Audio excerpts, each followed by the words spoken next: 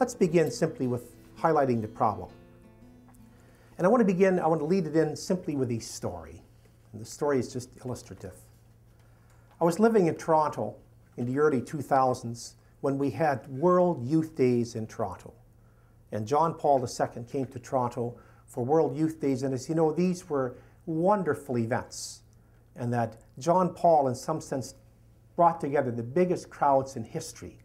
It's interesting, when World Youth Days were first announced by him, a lot of the cardinals, a lot of his advisors says, this is a bad idea. Nobody's going to come. Kids aren't going to come to see an old man. But in fact, they did come, and they came in some of the largest crowds ever set together. I think in the Philippines, he had 4 million people. In Toronto, we had 1 million kids. 1 million young people came, and I went to this. It was a wonderful, spirit-filled, colorful, celebratory event. But I'm a missionary. And being there, what struck me was this. There's 1 million kids here, and it's wonderful, but there's 50 million kids who aren't here. And if those 50 million, a lot of them wouldn't be caught dead there. And so the idea is, we can't just focus on people who are coming to church, people who are, when we open our doors, come. We need to begin to focus a lot on those who aren't coming. So that today, church practice and stuff is just, in the secular world, it's spiraling downward. Not just, gently dropping, it's simply spiraling downward. Now let's look at that. Just the problem of the church today in our culture. I name it under 3 categories. What we're witnessing is emptying and graying churches. It's really true. I was ordained when I was very young. I was 25 years old, and I was a young priest, and I used to preach to a lot of young people. Today, I'm 62, and I'm preaching to 62-year-olds and older. So when you go into any church gathering today, in any church, the first thing you'll notice is the demographics, the high average age. So our churches are getting a lot less people, but also the people are older. So there aren't a lot of younger people practicing. It's just, in fact, for many of you, I suspect that's true for many of your children, your nephews and nieces, and the younger generation. So emptying, graying churches. Secondly, the churches themselves are experiencing a progressive marginalization in our culture. So the churches used to be a lot more powerful institutionally. So it's not just a question of who's practicing, but the place of the church is getting ever more marginalized. The church used to run many of the important social, health, and other institutions in our culture. So you have Catholic hospitals and Catholic schools and Catholic this and so on, social services. Today, more and more, which is the process of secularization, governments take over health care. Governments take over care of orphanages and so on. Governments take care of this, and the churches are relegated to being inside of church. Church works now inside of the parish and inside of your church building, but there's a lot less power, institutional power, on the streets and in politics and elsewhere. And then lastly, and not unimportantly, there's more and more of a reluctance of so many of our own children to walk the path of explicit faith with us. I've worded that carefully. It's not that our kids aren't Christian. It's not that they aren't good kids. A lot of times we're really proud of them. They just don't go to church. They just don't walk the path of explicit faith, of explicit practice. We used to have an expression, we called it being a practicing Catholic. Today they're Catholics or Lutherans or Presbyterians or whatever. Many of them aren't particularly practicing. It's interesting, I'll talk about that later, in terms of how the biggest problem in our culture and in society today with religion is not so much Christ or God. Belief in God and belief in Christ have stayed pretty constant through the last 50 years. It's the church. So that people believe in Christ, they believe in God, and they even believe in the church, kind of, but they don't go to church. And so many of us, the real issue is our own kids and our own youth no longer practice, and hence that subtitle, being missionaries to our own children. I belong to a missionary order, the Oblates of Mary Immaculate. We're a missionary order. We're in some 71 countries. And we've always conceived of missionary, I'm sure the way you've conceived of it, to be a missionary is to go to a faraway place. Many of you remember from your youth, and there was a powerful mission-mindedness inside of the churches. And remember, we were baptizing babies in foreign cultures and giving them names, but also the United States, missionaries were going out, men, women from virtually every religious order, virtually every diocese to all parts of the world.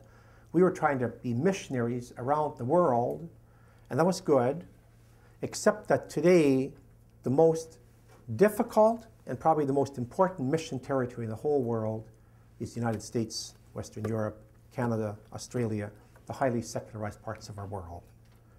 In fact, we know what we're doing as missionaries in many other countries. We no longer know what we're doing here. But we very seldom attach the word missionary to our own place. So you don't when you think of missionaries, you're thinking of Africa, Latin America, the North Pole. We don't think of missionaries in Washington, in Calgary, in San Francisco, in Dallas. So we don't think of missionaries, or in St. Louis. See, St. Louis sends missionaries elsewhere, but actually St. Louis and your suburbs and Belleville and so on are the most difficult and maybe most important missionary territory in the world today.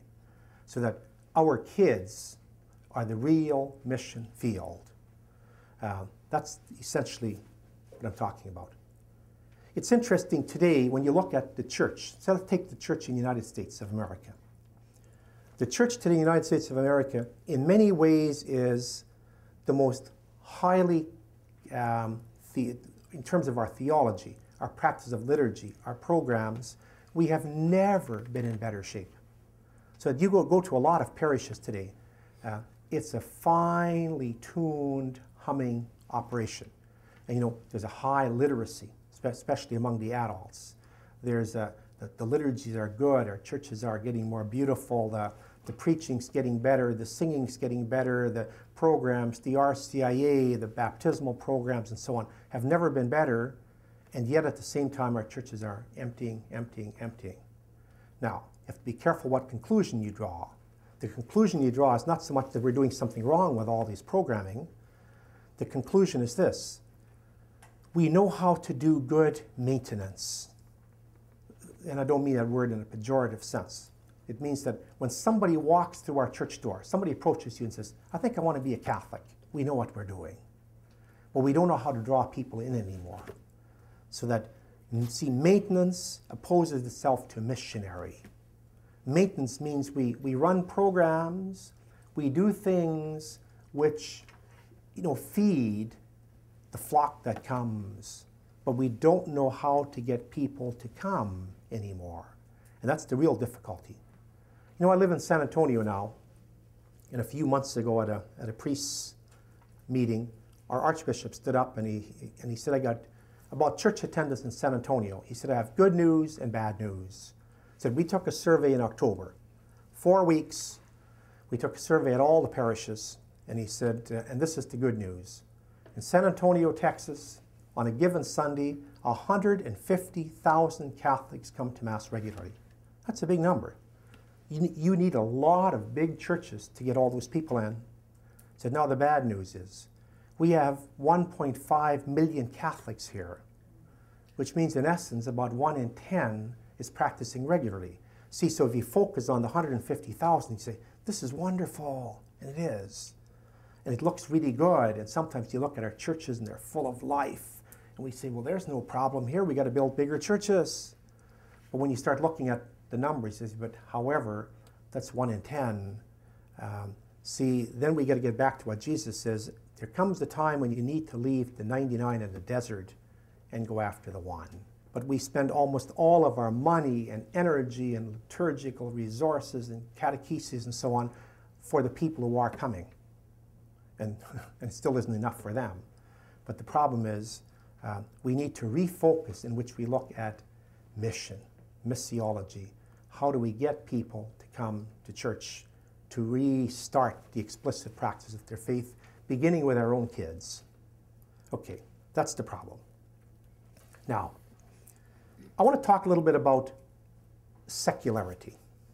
We live in we call it a secular culture. What does that really mean?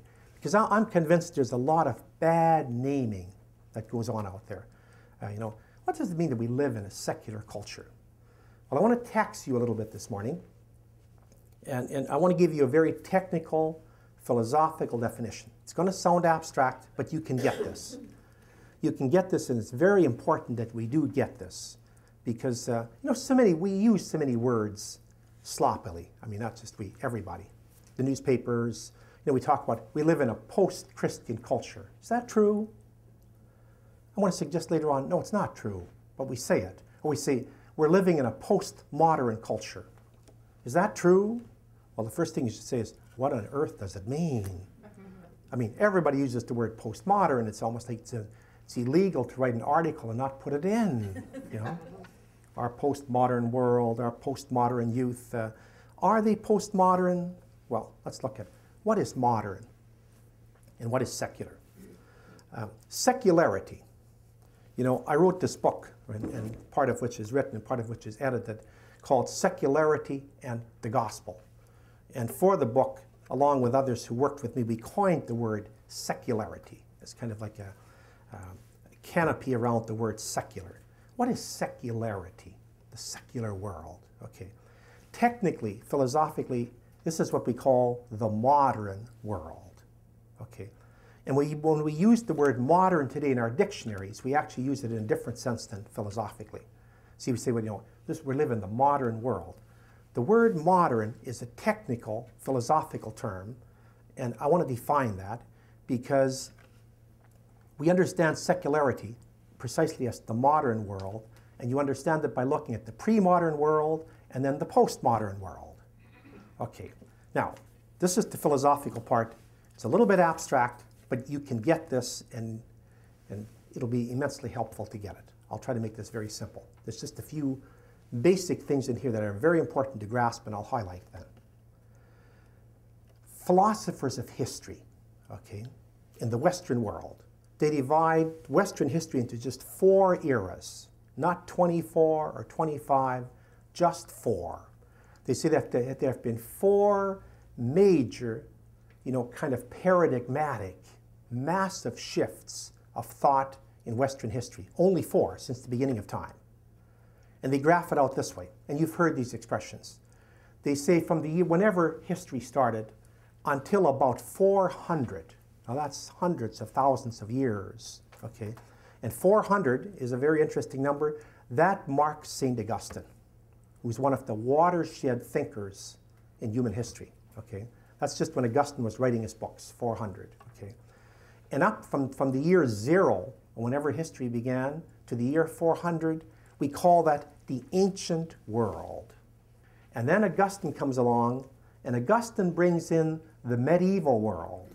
And that lasts for 1,200 years. And it goes from Augustine till about 1600, until René Descartes. And then Descartes brings in the modern world. Modernism has a historical father, the way Bill Gates is the founder of Microsoft. René Descartes is the father of modernism. And he brings in the modern world, which is the secular world. Secularity begins with René Descartes in Western history, and then it goes on right up into the 1950s. And you see the first, truly, certainly in North America, you see the first cracks in the modern world begin in the 1950s, and then extend into the 60s, 70s, and 80s. And they began, as you'll see, with the beatniks. Remember the beatniks? They were people who dropped out. They were intellectuals. They were artists who basically dropped out. See, they lost their faith in modernity, as you'll see. And then you get the beginning of the postmodern world, which is still ongoing, although the modern world is still very much present. Let's look at those very, very briefly. I won't give you a long history of philosophy this morning, but it'll be brief, but it's very important. See, if you take René Descartes, okay, as the father of modernity, let's look at everything that went before him. The ancient and the medieval world, you can characterize you can characterize the life in that world by one essential principle. This was what kind of geared human life, and it was this: that divine authority, the church, God, Yahweh, Allah, whatever, Buddha, somebody, okay, some divine authority was the final arbiter of all of life, of public life. It's the organizing principle for life. The organizing principle for life prior to Descartes, very important, was divine authority. Simply put, before Descartes, all arguments were ultimately settled with this: who says? God says. Allah says, the Bible says, the Pope says, the Bishop says, somebody, see, authority. And that was also then, we organized civil society around that. That's why you had kings and queens who ruled by divine right. You didn't have elected democracies. You know, the Bible was taken more or less literally and historically. But the whole idea was the authority comes from the top. And they literally believed it's on top. God was up in heaven. And then you had kings and popes and bishops and so on. They mediated authority, and we were all under authority. And you know, we grew up with a lot of that theology in terms of, not that it's wrong, it's just a different way of formatting it, where when we were kids, many of us, what was the prototype of all sin? Lucifer and Adam and Eve, disobedience. They wouldn't take their place inside of this. See, God has this powerful authority structure. It comes from the divine, it comes from on top, it comes down, and we have to take our place inside of that authority structure, okay? And I want you to get this because you see, Descartes, even though he was a pious Roman Catholic who went to Mass every day, he broke that principle. See, prior to Descartes, in the ancient world, what was life organized around? Divine authority, okay? Even though oftentimes it was conceived superstitiously, polytheistically, animistically, what Augustine does, he doesn't change that principle. He simply purifies it of superstition, polytheism, and animism. So Augustine places God and Jesus and church and Bible and authority, divine authority as we know it, and it purges superstition and so on, but it's still divine authority. And so that's where you get the feudal system, you get serfs and people having to take their place inside of that. Now, this is very important. This is the origins of secularity, of secularism, of modernism. Descartes comes along, and Descartes enshrined this principle. Descartes says, human reason, rationality. The rational principle is the final arbiter for all things in terms of organizing common life. See, and then you get the first split of church and state. Descartes says, God has authority inside of religion. God has authority inside of church structure. But outside of that, we organize the rest of life on the basis of rationality. And from that, we got democracy, the French Revolution, the Scottish Revolution, the American Revolution, the separation of church and state, and the whole idea that in our secular lives, in our lives outside of church, the final answer for everything isn't God says. The final answer is, you know, what does the Supreme Court say? What does rationality say? What do the polls say? Who's been elected? What can we agree on as a community and consensus? And sometimes Christians have to swallow hard. You know, they say, well, the consensus in this country right now about abortion is not where I'm at. But that's the price of democracy. That's the way we live. So you can't take a divinely kind of value that you get from your religion and try to impose it on everybody. See, you can do that inside of a church. But see, then we now have a split life. We have our lives inside of churches. It's a bit schizophrenic. And then you have your secular life. And in the secular life, the final arbiter of everything is reason. What do we agree upon? What kind of consensus can we come to? What kind of democratic principle can we use to adjudicate that? And then, that's our legal system, that's our political system, that's our civic system, and that's also our ethos system. Many of you are parents. And you try to argue with your kids about value, oftentimes just to say to them, well, that's what the Bible says. That's what the Pope says. They want other reasons. So you have to find some rationality. Don't do this for these reasons. It's a dumb thing to do. And you try to make it rational.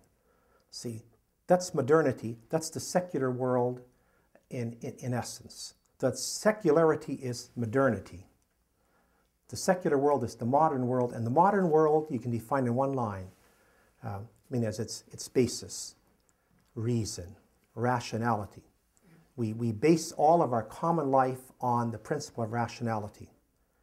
And with that, we get society the way we have it today, for good and for bad. That's why, for instance, today, the United States has gone to places like Iraq. We're in Afghanistan.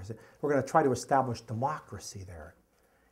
I think we're right, but it's not that easy. They are coming out of theocratic cultures. They're coming out of pre-modern cultures in which divine authority, the Taliban, Allah, whatever, the Quran, they dictate. Okay? See, there is no separation of church and state. That's why it's not that easy. This is the first and very important point I want to make. The opposite of secularity isn't the Christian church. In fact, later on I want to say secularity arose out of Christianity. See, the opposite of secularity is theocracy. It's the ancient world. It's the medieval world. The opposite of secularity is where God is the arbiter and divine authority is the arbiter even of civic things. See, that's exactly the archetypal dispute today between the West and Al-Qaeda. See, Al-Qaeda looks at the democratic West and the democratic secular world and says, that can't be. See, life has to be regulated from above, from Allah, from the Quran. You can't have these democratic principles and so on. And that's our dispute with them. We say, no, you can worship God in the churches. We respect that. We value it. But public and common life has to be done on the basis of reason, consensus, courts, governments, elections, and so on. That's the principle of the secular world. And then inside of that, you can see immediately what we call the process of secularization, which means the government and society begins to take over more and more and more things. Hospitals, schools, so on. And it's not left to the churches to do this. So everything pre-modern, pre-secular is predicated on the principle divine authority. Modernity, secularity is predicated on the principle of rationality. So if that's true, what is postmodern? When we say, well, we have a postmodern world. Okay. Well, that's a tricky question. And I'm going to suggest there isn't as much postmodernity around as we say there is. Okay, we use the word quite freely. But a postmodern in the sense is this. A postmodern, if a modern is somebody who trusts rationality, and a pre-modern is somebody who trusts divine authority, what's a postmodern? That's somebody who's equally as skeptical of both. They're not enthralled with rationality. They aren't necessarily enthralled with the churches or with God either. So what are they enthralled with? Well, there's two kinds of postmodernity. There's a certain kind of postmodernity which you'll recognize. It's very pleasant, and it's the postmodernity of Jerry Seinfeld, of Jay Leno, of Saturday Night Live. It's nihilism with a beautiful face. Like when you watch television. Jerry Seinfeld, remember his famous line, "I'm about nothing, but I'm going to be funny." Nothing really means anything, but you can have a great laugh about it. Okay? Or Jay Leno, Saturday Night Live, who gets spoofed on there? Everybody. The government, the church, the university communities, the Taliban, everybody gets it. See, there's equal skepticism. It's what can we trust in? Well, I mean, that's pop nihilism, but that's postmodernity. You also see postmodernity a lot. Turn on your television sometime and simply watch a few videos on MTV. And just, the rock world and so on, the chaos, so on. Okay. It's power, it's energy, but not necessarily under any kind of authority going anywhere. Where you see postmodernity in its serious forms, which isn't very many places, particularly its most serious place particularly would be the artistic community. I know a lot of artists who are truly postmodern. So they're not enthralled with reason, and in fact, oftentimes they're almost anti-reason. They aren't necessarily enthralled with the churches. So what becomes God? If reason isn't God, and God isn't God, then who is God? Because we all need a God. For them, beauty, creativity. Beauty and creativity become God. And actually, that's not far off the mark, because beauty and creativity are one of the transcendental properties of God. It gets pretty close to God. I know artists who quote Confucius. Confucius may have been the greatest teacher who ever lived, and Confucius said, beauty is the one thing in the world you can't argue with. It's really true. You can't argue with beauty. You can argue with almost anything.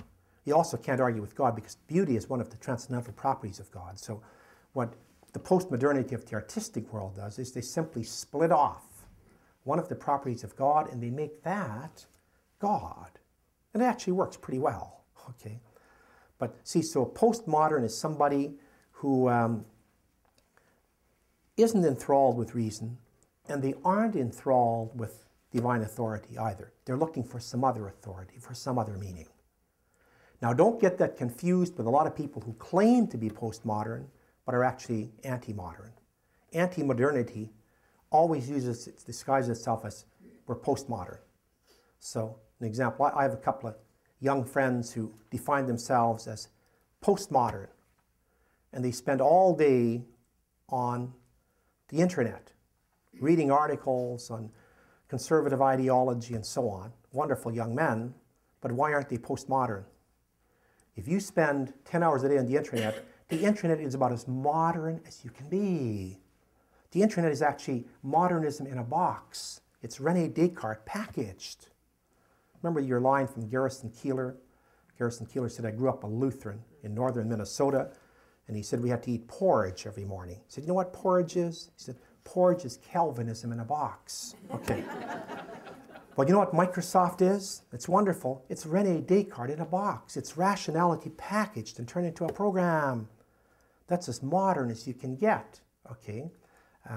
If someone says, and I know artist friends who won't own a computer, and they think computers and cell phones and all this technology are an aberration inside of history, that's postmodern, okay? That's not pre-modern or anti-modern. Okay, so the secular world, and I want you to hang on to that. See, the secular world is the world that's structured around rationality. That's all of the Western democracies in Australia and any place in the world, that Japan, that is secularized.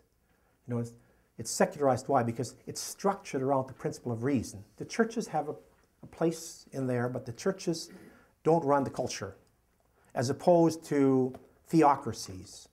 Iran, a lot of the Islamic cultures and so on, where the society is run by religion, okay? And divine authority is the supreme. Now, that's going to be very important. See, that is what the secular world is, okay? And as I'm going to suggest later on, that secular world arose out of Christianity and Judaism. And I'm going to suggest it's not our enemy, it's our child. Doesn't mean it isn't belligerent, but it's our child. Okay. Now, it's complex face, the third thing. So secularity is modernity, our modern world that's run on reason, democracy, and so on. Now, religiously and morally, how good or bad is that? Okay. Well, I want to suggest, first of all, that it's very complex, that secularity is neither a culture of life, nor is it a culture of death fully. See, liberals and conservatives, this is one of our archetypal arguments. There's a conservative line, in fact, they coined the line, and that is, this is a culture of death. Now look at secular world and say, this is a culture of death. Before he became Pope, Ratzinger, Benedict used to use that expression. Hasn't used it since, but he used to say, you know, Western Europe, North America, the secular world, it's a culture of death, okay? Liberals like to speak of it as a culture of life. It really has the moral high ground. The churches have to be taught by the secular culture. Now, who's right? I'm going to suggest neither. That It's the secular world we live in, and I don't have to define it in terms of its non-abstractness. It's the air we breathe. Secularity looks like your kids. It looks like the newspaper this morning. It looks like the televisions that you'll turn on. It looks like the Cardinals winning a game last night. So that's all the secular world, okay? Now, how good or bad is that? Well, I want to suggest it's partially a culture of life, and it is partially a culture of death. And I want to use the image to highlight that. I'm going to take the most secularized place in our whole world. And the most secularized culture in the world today is not the United States. In fact, not by a long shot. We are about the least secularized of all the secularized nations, which is kind of surprising because we have Hollywood and we produce all this stuff. There's highly secularized parts of American culture. But among all the, especially among the G8 nations, we're far and away the least secularized. We have the highest church attendance. God plays the biggest role in politics and so on. So if you go to a place like Holland, Sweden, or even Canada, where I come from, it's far, far more secularized than here. But let's take Holland. Holland is the most secularized culture in the world. So if you go to Holland, now, under one set of indicators, you'll see things that, you know, the Pope would say precisely, that's a culture of death. So in Holland, certain moral things, abortion, euthanasia, divorce, drugs, prostitution, pornography, it's all legal. As long as you don't hurt anybody, you know, it's the most liberal culture in the whole world. And those aren't good things. Abortion, euthanasia, drugs, prostitution, so on. Those are bad moral indicators. That's death. That's a culture of death. But that's half of the equation. On the other hand, Holland takes care of its poor better than any culture in the world. That's a mammoth moral achievement. Remember, Jesus said we're going to be judged at the last day. How? By how we took care of the poor. In Holland, it's the highest status of women of any place in the world. That's a moral achievement. It's a culture of high tolerance. It's a wonderful place to live. If you have to choose between living in Holland or living under the Taliban, my suggestion is choose carefully. Okay. And one is a theocracy. The Taliban is precisely, it's a theocracy. It's supposedly a culture of life because it comes straight from God. Holland is highly secularized, a culture of death. Not exactly. There's pockets of death in it, and there's incredible moral pockets of life in there. Or in Holland, church attendance is very low, well under 10%. Yet it takes care of its poor better than any culture in the world. In the United States of America, we probably have 40 to 45% church attendance, but we don't take care of our poor anywhere close to what Holland does. So you ask yourself, well, who's more Christian here? Well, in one way this, in one way that, and so on. Or if you compare Holland to a country run by the Taliban, who is more godly? Well, one is run by direct principles, supposedly a culture of life. The other is run by rationality, supposedly a culture of death. And you see it's a very mixed thing. The face of secularity is very mixed. And now, you don't have to use Holland. Use our own lives. We live here. Okay. Today, you're going to spend a secular day. You're going to do some religious things in the United States of America. You know, in many ways, this is a wonderful place to live. Now, you have freedom from religion, which irritates religious people sometimes, but you also have freedom for religion. In society, in Western culture, you walk with the greatest freedoms ever known to any men or women, children on this whole planet. That's a great gift. It's a gift from God. You know, and by and large, you know, you live among people who are decent, good, tolerant, concerned, and so on. Is this a culture of death? Well, there's pockets of death in it. Or when your kids turn on television and they watch sports and the Academy Awards and American Idol, you think they're seeing death there? They might more likely see it when they come to church on Sunday and they say, oh, that's a culture of death. That's a culture. That's also a simplistic judgment. But this is my first point, the complex face of secularity. It's neither a culture of life fully nor a culture of death fully. It's a huge mixed bag. It looks exactly like our lives. Secondly, it's more post-ecclesial than post-Christian. See, we always use that word post-Christian, and I'm going to suggest it's not a good word. Our society is not post-Christian. Let me give you some statistics here. Now, I can't give you exactly the latest, but these will be very close. So there was a study done 2 years ago, and there's been a Pew study done since, and so on. But these are roughly statistics for the United States.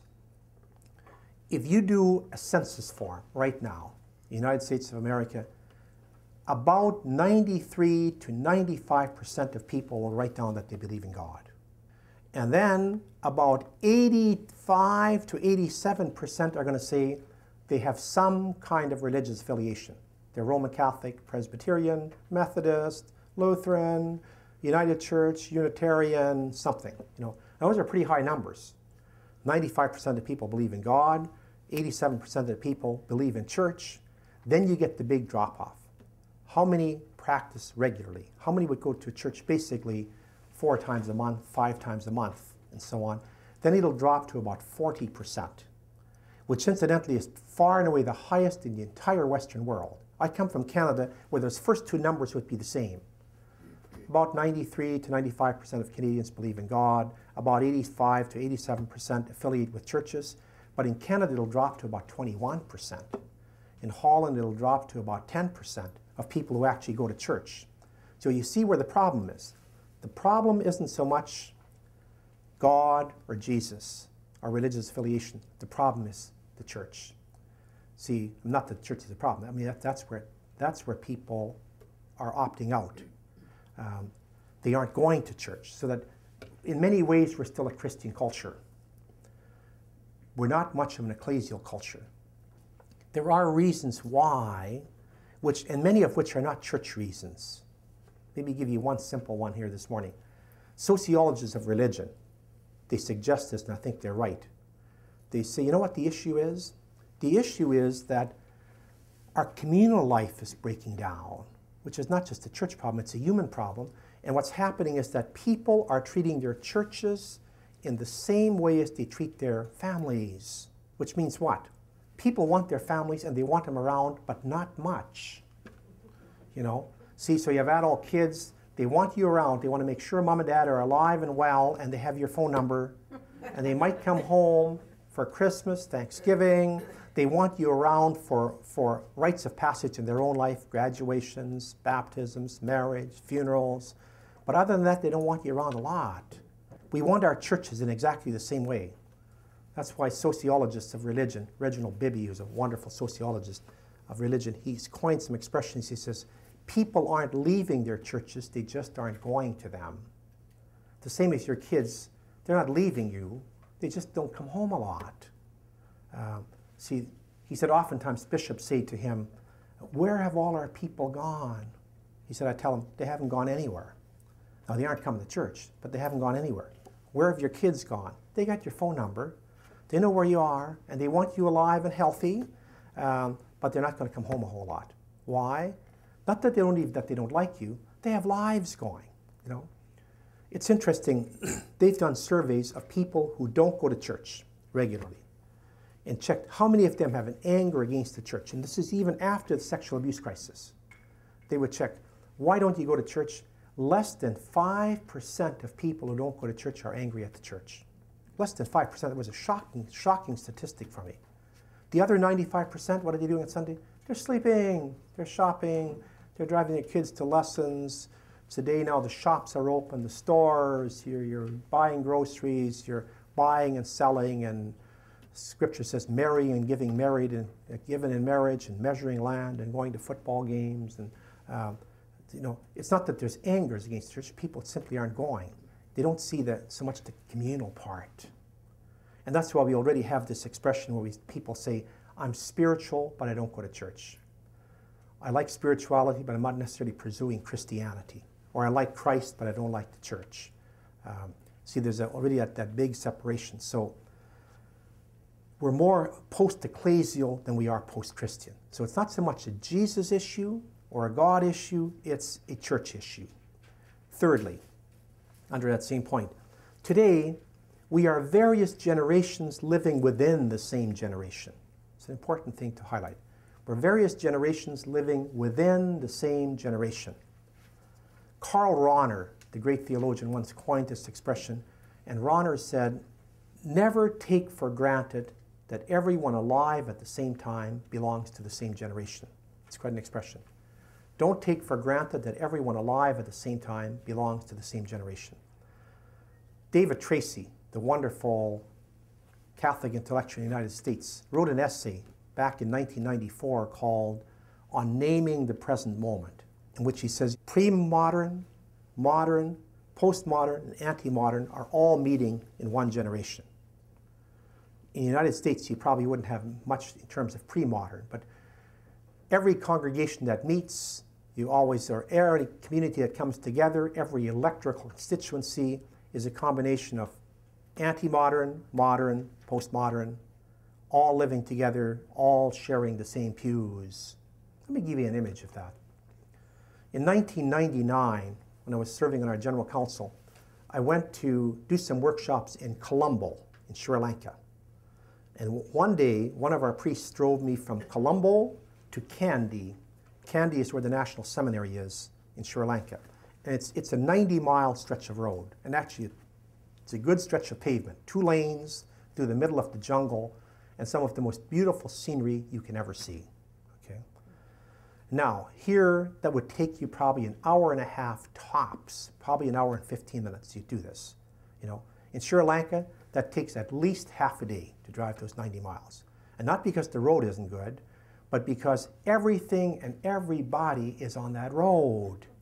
You're driving along. We were in an old beat-up station wagon, but then suddenly you're hemmed in because somebody is herding chickens right in front of you on the road, and there's a man driving an ox cart, and beside you, pulling out to pass you, is a Mercedes-Benz with German tourists with the windows rolled up, probably listening to Mozart.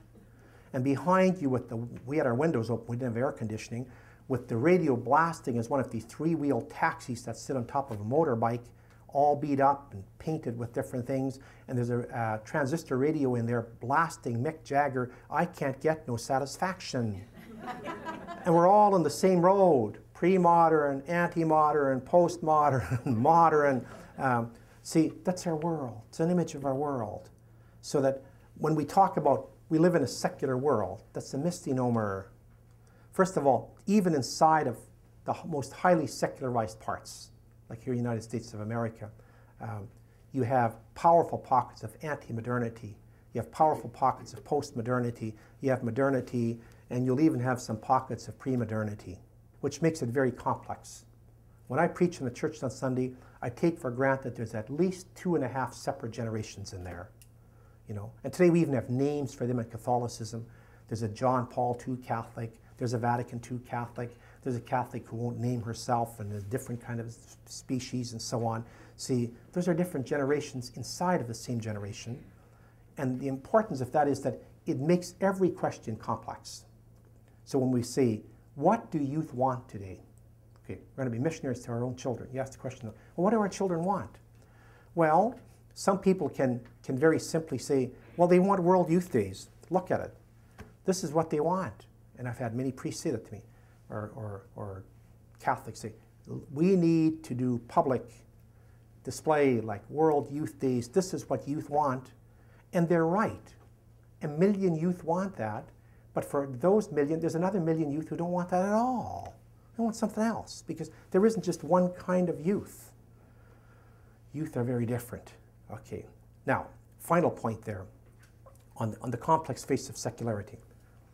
You have various generations within the same generation, but the last point is that, and sometimes we can forget this, particularly in the United States, because we live in this powerful, huge continent, you know, and we're so powerful economically, socially, and everything in the world, technologically, that we can forget that secularity itself is a small island in a sea of non-secularity.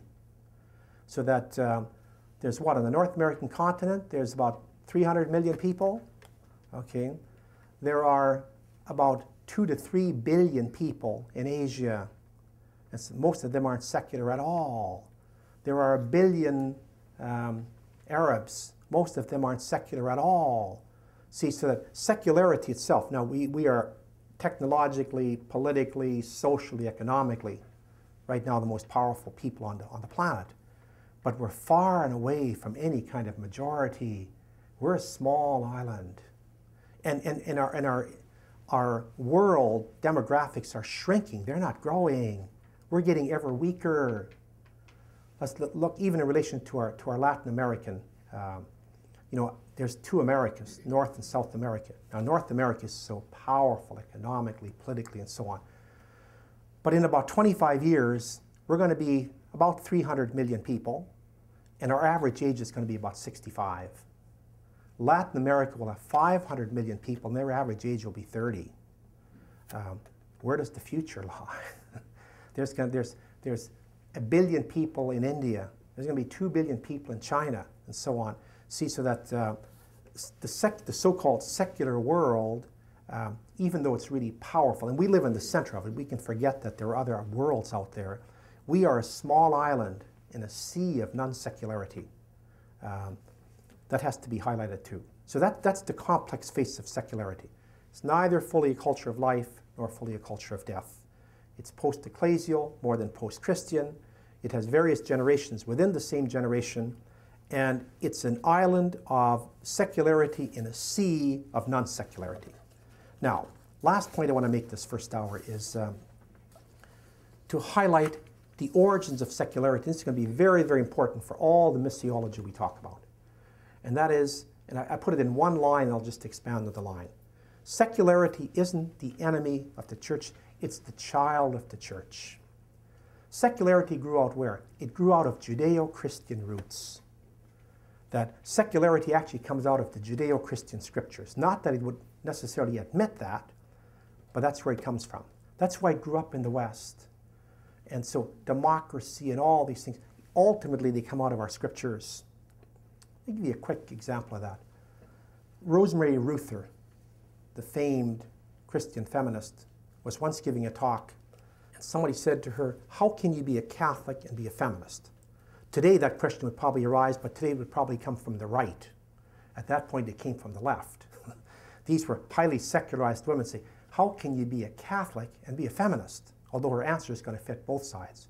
Ruther says, hey, Christianity and Judaism gave us feminism, not the other way around.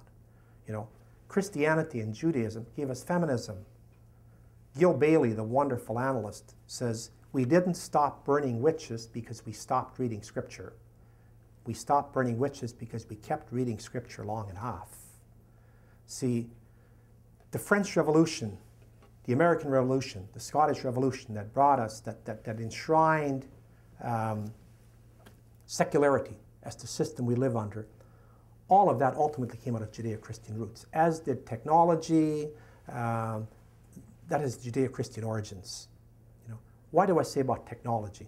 Well, you want to read the classical studies, Alfred North Whitehead, but quite simply see the Judeo-Christian scriptures were the first scriptures in the world to give human beings permission to be above nature. Now, we've abused that a few times, but remember in the very first 2 pages of Scripture, God says to human beings, be masters of the universe, subdue it, you're in charge. You never had that before.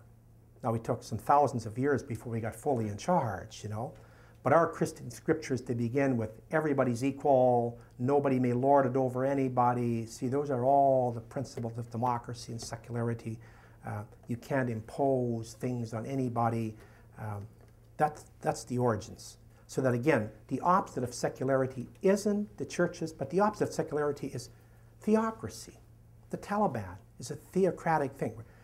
Authority and organization comes from God and has to be imposed on you.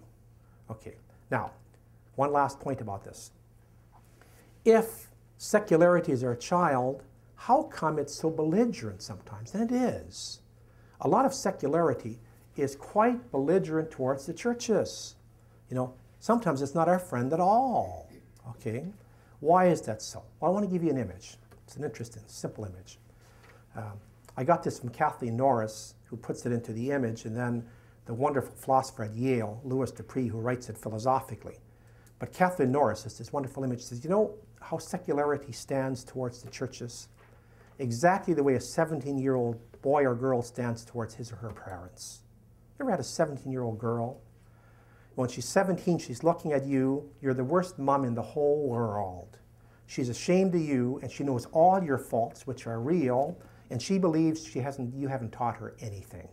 Everything she's learned in spite of you, against you, not because of you. Now, she's your child, okay? She's not your enemy, okay? Even though at this moment she's looking at you, and it's called adolescent grandiosity. She's adolescent, there's grandiosity, like, I've woke up to all this knowledge, and you're the worst parents in the whole world, and I can't wait to get out of here. Sound a little bit like secularity in the West, okay? I lived in Toronto for some years, and every year we have this silly thing at where are we allowed to say Merry Christmas? Should we put that on cards because it's going to offend other people and so on? I mean, that's silly adolescent grandiosity, they'd allow anybody else, but see, that's your 17-year-old saying, the family, we may not do this, okay? Now, a 17-year-old girl isn't bad, as Louis Dupree would say, she just isn't finished. And you got to make that distinction. See, a 17-year-old kid who's in your face, who's, you didn't teach me anything, I know all your faults, and you're a hypocrite, and Dad's a hypocrite, and I can see through everything, and so on. You didn't teach me anything. She's not bad, she just isn't mature. In fact, oftentimes she carries powerful, wonderful, enviable life. They're full of life, and that's our culture. Our culture's in the church's face, and it's giving us all kinds of, you're terrible, and you've screwed up society, and you're the worst culture ever. And that's why some people, I'll look at any religion except Christianity. Anything except the Christian churches. They're old and tired and so on. I might look at Buddhism, I might look at Hinduism, New Age, I might look at, but not Christianity, That's your 17-year-old saying, anybody but you, okay? And they don't admit they learned anything from you. All their gifts came from you. But at the same time, that 17-year-old, she has a life principle. She's young, she's beautiful, she's full of life, she's attractive and so on. She's mainlining a lot of powerful energy in the culture and so on. There's a lot of life there. And we're getting old and gray, and you can only envy that kind of a life, okay? That's our secular culture. It's full of life. That's why your kids are so fiercely attracted to it. It's just full of color, it's full of energy, it's full of life. The churches don't look like that at all. The churches carry wisdom. They don't necessarily carry that kind of life, So that we carry wisdom as parents. We can't compete with Brad Pitt and Angelina Jolie and all the athletes and so on, and the color and the spandex and the Olympics and so on, okay? That's life, and they're looking, that's our culture. But that's exactly how secular culture stands in relationship to the churches. It can be belligerent. It can be in your face, or at times it can be sympathetic and love you. You're 17-year-old, she gets moments where a little greater mellowness, and she recognizes this. But she isn't bad, she just isn't finished. And also, she isn't your enemy, she's your child. And also, you're not looking at a young girl of death. This is a culture of death. No, you're looking at somebody who is really full of life. Now, a lot of that life isn't initiated, it isn't channeled properly, it's going to make a lot of mistakes and so on, but by God, it's real life. And a lot of it is a powerful, beautiful pulse. See, then how do we, that's going to be the next thing, how do we address this? That's going to be the next section. How do you reach out? But the key thing, and everything from this first hour, is to zero in at this point. This is your child. So the next hour I'm going to talk about how do we reach out to this, but knowing we're reaching out to a child, not to an enemy. You don't protect yourself from your 17-year-old. You don't begin with a question of protection. It's a question of, it's my child. How can I cajole and entice and somehow, initiate that wonderful young life?